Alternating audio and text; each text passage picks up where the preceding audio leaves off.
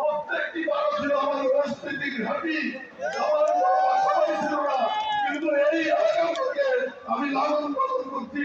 এই এলাকার সাথে আমার একটি আন্তরিক সম্পর্ক আছে, আন্তরিক সাথে আমার আছে, আপনারা সবাই জানেন।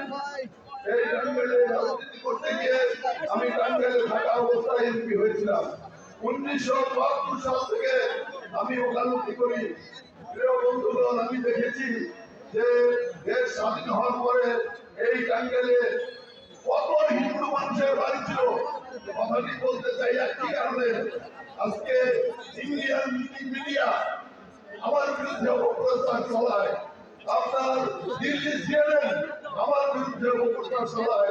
এই কারণে কথাটি উপস্থাপন করতে চাই, টাঙ্গাইলে যত হিন্দুদের বাড়ি ছিল সব আওয়ামী লীগ দখল করেছে। বলতে পারি মান্নান সাহেব, শামসুর রহমান খান সাহেব শুরু করে যতগুলো বাড়ি দেখেন হিন্দু আওয়ামী লীগ দখল করেছে। রেণু চৌধুরীর আপনারা সকলেই ছিলেন, উনি আমাকে একটা বাড়ি অফার করেছিল, আমাকে দেওয়ার জন্য অত্যন্ত স্নেহ করতেন, আমাকে নেওয়ার জন্য করেছে। আমার টাঙ্গাইল শহরে থাকার কোনো জায়গা নাই, তবু আমি হিন্দুদের বাড়ি নেই নাই এবং